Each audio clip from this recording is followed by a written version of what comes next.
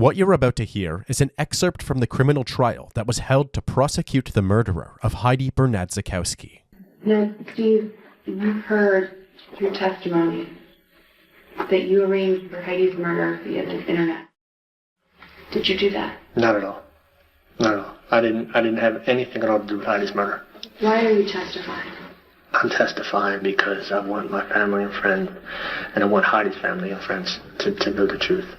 The person you just heard testifying is a man named Stephen Cook. In July of 1998, Heidi Bernadzikowski met Stephen at a local pool club. The two hit it off to the point that Heidi went home with him that night. After living in a strict household with her parents for most of her life, Steve was essentially her knight in shining armor. And within days of meeting, the two moved in together. Let's fast forward to April 20th, 2000.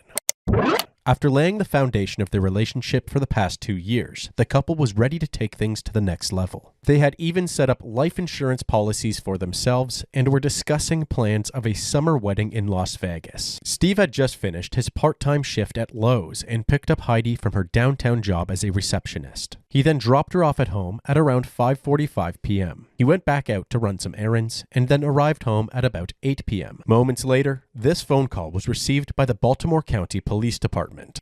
Baltimore County 911. My girlfriend's been murdered. Did you just find her? Right now.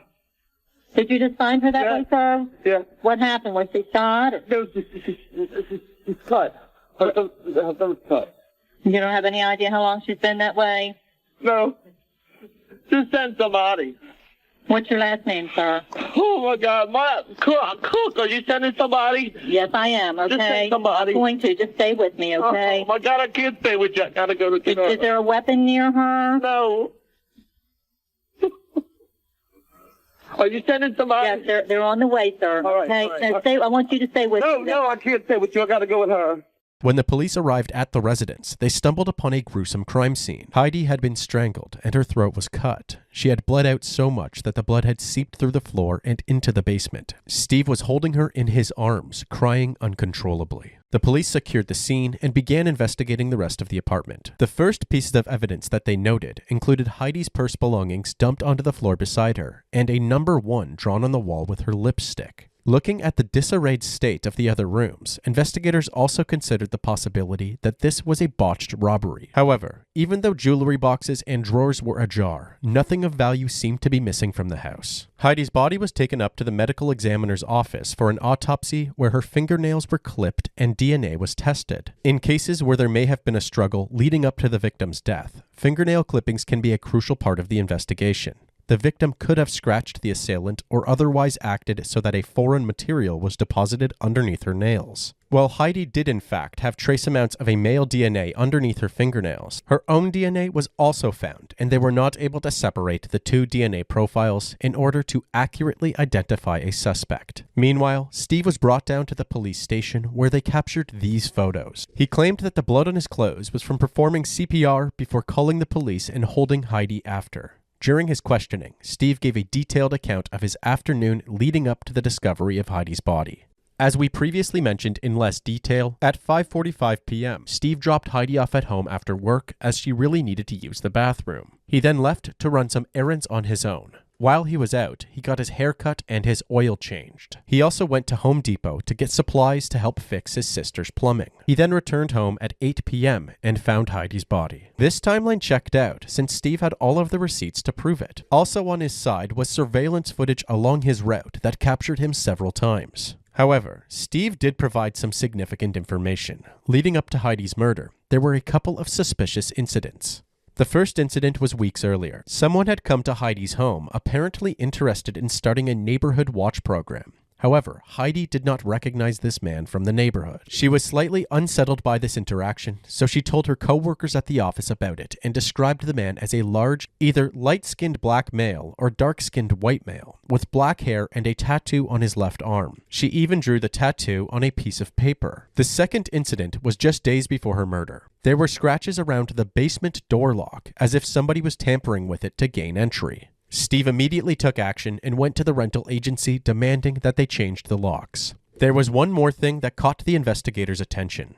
During Steve's questioning, they found out about his and Heidi's recently filed life insurance policies. What really piqued their interest was the amount. $900,000 on Steve and $700,000 on Heidi. Steve didn't seem to think that this was significant to the investigation, but the detectives thought otherwise. However, this wasn't damning enough to warrant an arrest, so they let Steve leave and kept him on their radar while they continued their investigation. Over the next few weeks, police interviewed about 100 people, trying to find that mysterious suspect that Heidi spoke with at her front door. While there was one arrest made of a potential suspect, the charges were dropped due to a lack of evidence. At this point, the investigators came to a standstill, not for weeks or months, but for 11 years. This is because there was no forensic evidence to tie any particular person to Heidi's murder. In 2004, Heidi's parents sued Steve under the Slayer's Rule for the $700,000 life insurance payout. The Slayer's Rule prohibits anyone who intentionally caused the death of the insured to collect life insurance benefits.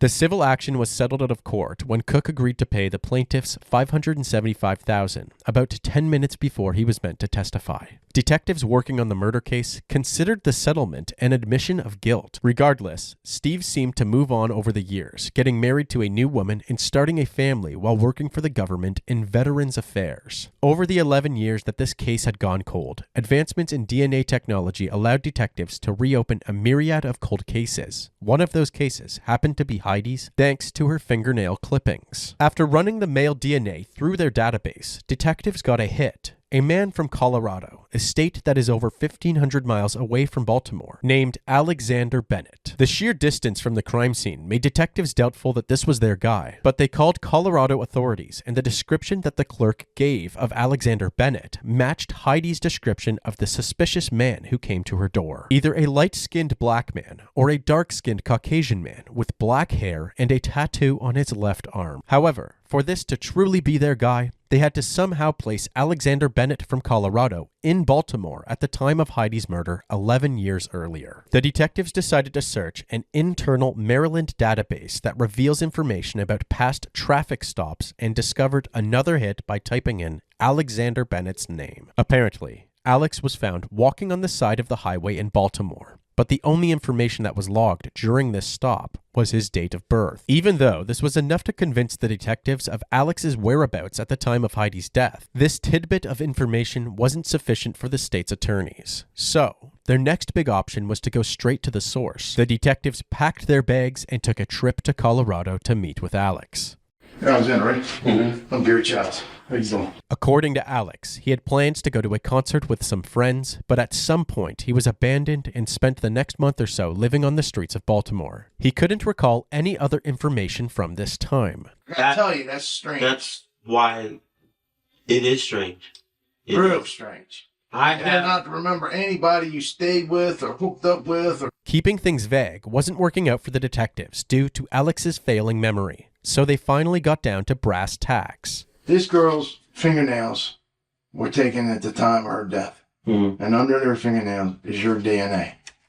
Now, there's no denying it. Alex rebutted this confidently, saying that he could explain why his DNA was found under Heidi's fingernails. He recalled an incident that happened during his time in Baltimore. While waiting at a bus stop one day, a woman randomly came up to him and started attacking him, clawing at his face.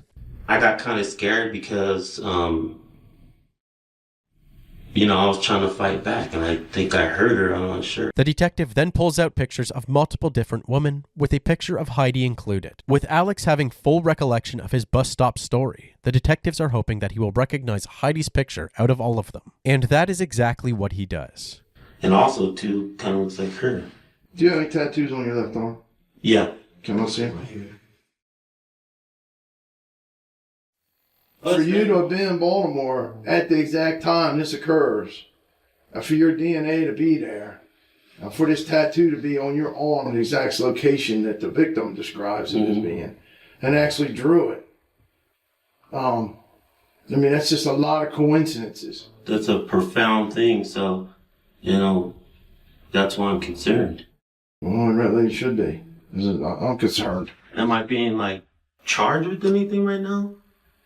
Well, you're not charged with it right now. But I'm telling you, things are not going good. I've given you all the explanations. I've told you everything, and like I said, if we're done here, I have a lot of stuff to do today.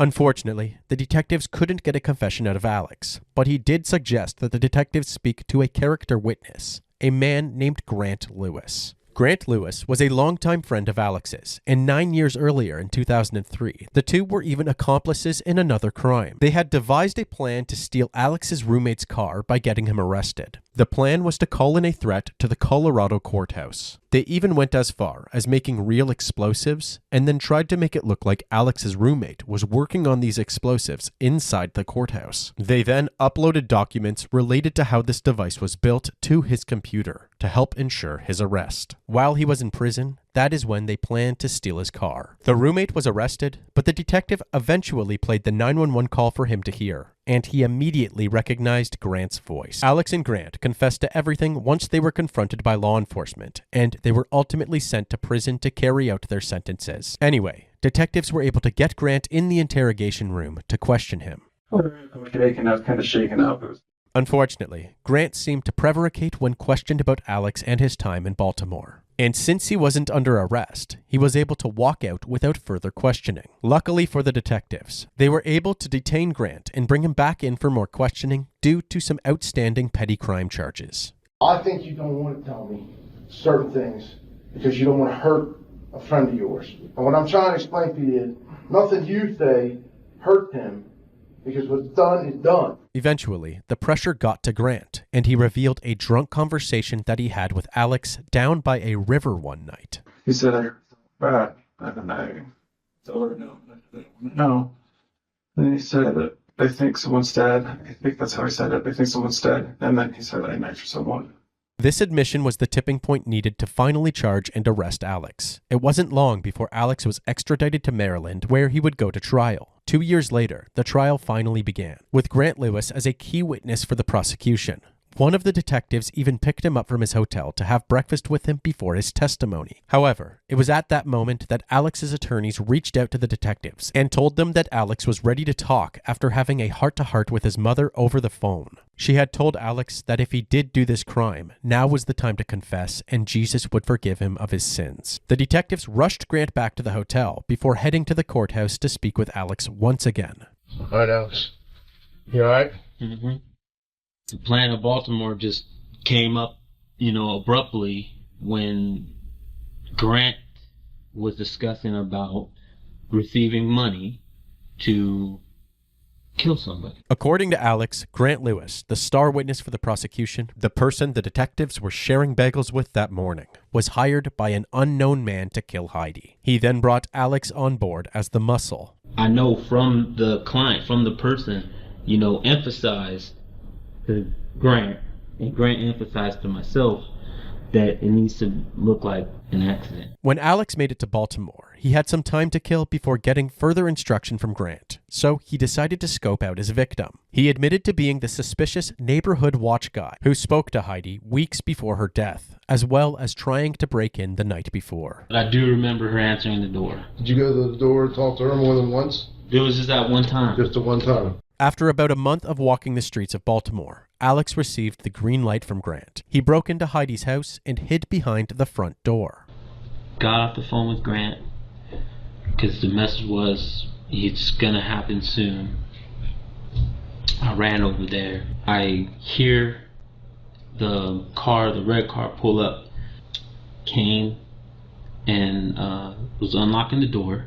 She opened the door, saw me, panicked.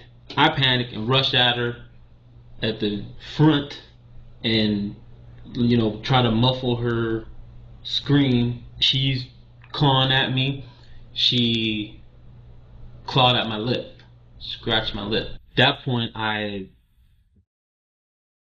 had my hand on her mouth and I was holding her throat, crushing her larynx, her throat, trying to kill her. And I just remember eventually she was passing out and losing consciousness.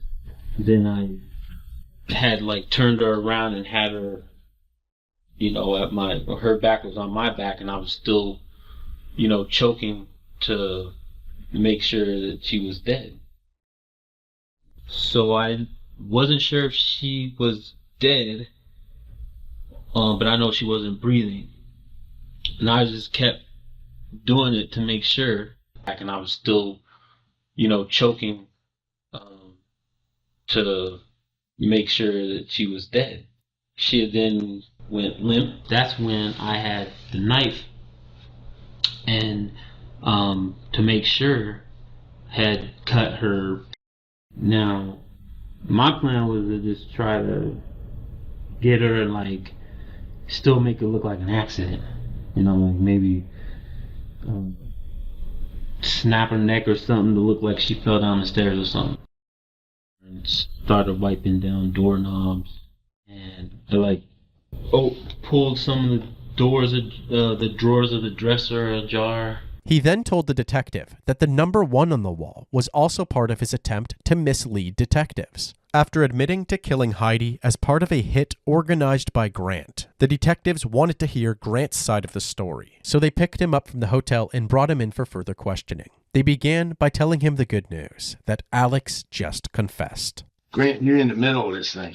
I'm not in the middle of this. All right. You sent him to Baltimore. I didn't send him to Baltimore, but I know more about this than I've said. I will work with you in any way that I can, but if I didn't have anything to do with that, with him, what he did as far as committing a murder, what my situation as far as that goes. That's not the I just want to know that After some back and forth, revealing more and more details from Alex's confession along the way, Grant eventually agrees to talk. I lost a lot of people, and it's kind of a side subject, but something about something that made me, think initially there's these people out there, and they're hiring people to kill people. Grant proceeded to explain that he never meant to have anybody killed at all, and that it was all part of an elaborate scheme to raise money to open a nightclub. Grant set up an ad online for professional and discreet house cleaning services. So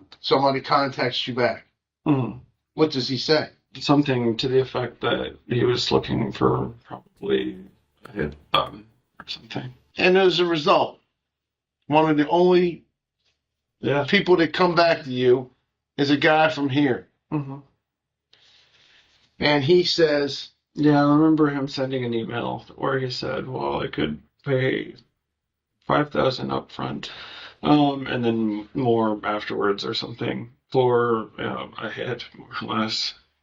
Okay. And then, and that's basically what we're looking for, was that first set of the down payment, and then we're good to go after that. Apparently, Grant's intention was to scam people reaching out for hits by taking their down payment and then turning them into the authorities, running off with their money in the process. He was supposed to go to Maryland to talk to this guy and pick up some funds for him for what this guy was looking at as a contract murder. But there was not supposed to be any fulfilling or anything. You get their money and then turn them in. The detectives believed that Grant was lying about this and that he was merely trying to escape the consequences of the crime that was carried out. Some of you may be wondering, who hired Grant to kill Heidi? The detectives had the same question while speaking to Alex. Did you meet the guy at some point? At some point when I called Grant, he had told me that the client wanted to meet me at his house to discuss the plan of how everything would go down. I did meet with the person. The detective proceeds to bring in pictures of several different men and asks Alex if he can point out the person he met with. Alex immediately eliminates 4 of the pictures and takes a closer look at the final 2. The person that Alex pointed out as the culprit was none other than Stephen Cook, Heidi's boyfriend. Apparently, Steve had offered Grant and Alex $60,000 if they actually carried out Heidi's murder, but neither of them ever saw a dime of that money. Following these interrogations, Steve was arrested for first-degree murder and Grant for conspiracy to commit contract murder. You know that saying, always trust your first instinct? Well, Baltimore County Police say their detectives followed their gut for 14 years and finally cracked a cold case, a murder, which they revealed today was actually a murder for hire. 11 News reporter Kai Reed is live in the newsroom to put all the pieces together for us. Kai. Well, Kate, investigators say that their first hunch about the victim's boyfriend, Stephen Cook Jr., turned out to be right. And they say that one of the men that Cook allegedly hired to carry out the murder helped them solve the case. It was April of 2000. 24-year-old Heidi Bernadzikowski was found dead in the Dundalk townhouse that she shared with her boyfriend, Stephen Cook Jr.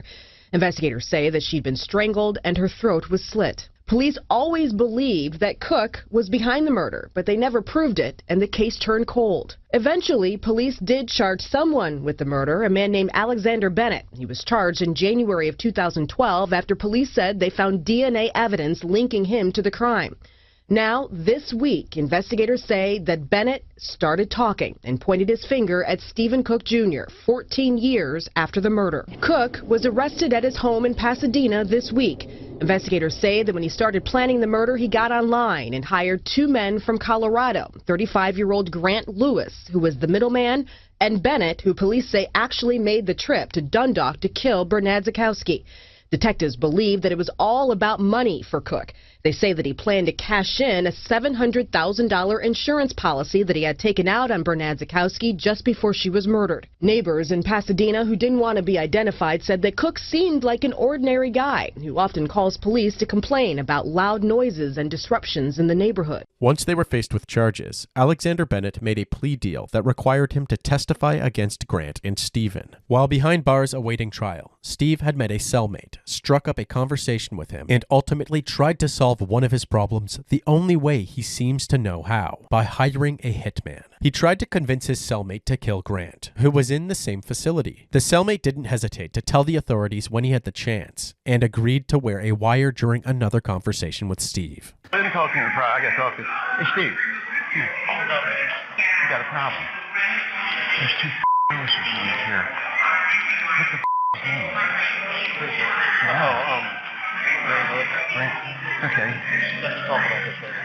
This operation worked, and Steve was charged with witness intimidation and attempted murder. Putting those charges aside, Steve's trial for Heidi's murder began. During the trial, Steve's defense attorney argued that the entire case against him was circumstantial, and that there was zero evidence that he hired someone to kill Heidi through the internet. In fact, during the investigation back in 2000, the detectives didn't even check Steve's computer for evidence. It simply wasn't as common to look through computers for evidence during that time period. The defense's alternative theory for why Alex had killed Heidi was that they had met in a chat room online, and after flying to Maryland and being met with unrequited love, he snapped. They said one of the reasons that this made more sense was because of this crime scene photo. The defense asked the jury if Alex's story was true, that he was given a key from Steve and had jumped Heidi when she arrived home. Then why was her bag and keys neatly placed on the desk? The only piece of evidence that the state's entire case relied on, Steve's attorney argued, was testimony from the killer himself, Alex Bennett. During the trial, cameras were not allowed, but audio recordings were. And when Alex was asked by the defense why he decided to change his initial story, he said that he now felt it was the right thing to do. I wanted to be a human being.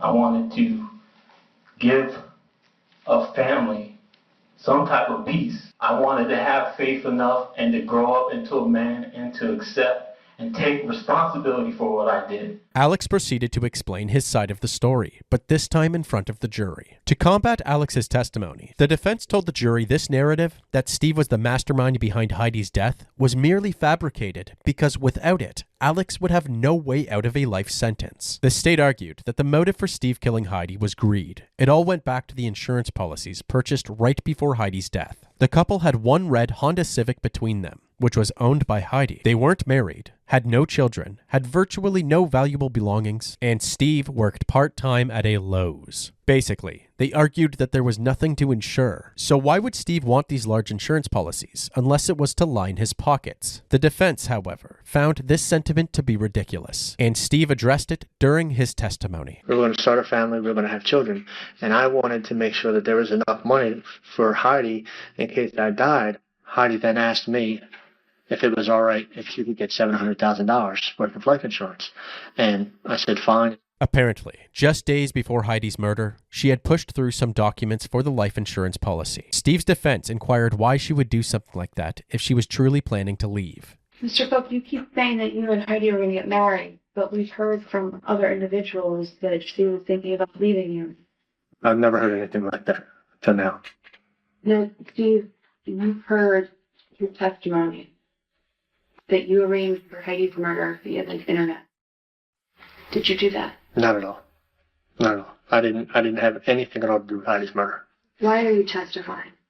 I'm testifying because I want my family and friends, and I want Heidi's family and friends to know the truth. Both sides rested their case, and after a day and a half of deliberations from the jury, they had reached a verdict. Stephen Cook was found guilty for the first-degree murder of Heidi Bernadzikowski. The judge sentenced him to life in prison without the possibility of parole, plus an additional 30 years for the attempted murder of Grant Lewis. A jury also found Grant Lewis guilty for the first-degree murder of Heidi, and he was sentenced to life in prison. Due to Alexander Bennett's plea deal, rather than life, he was sentenced to 30 years in prison.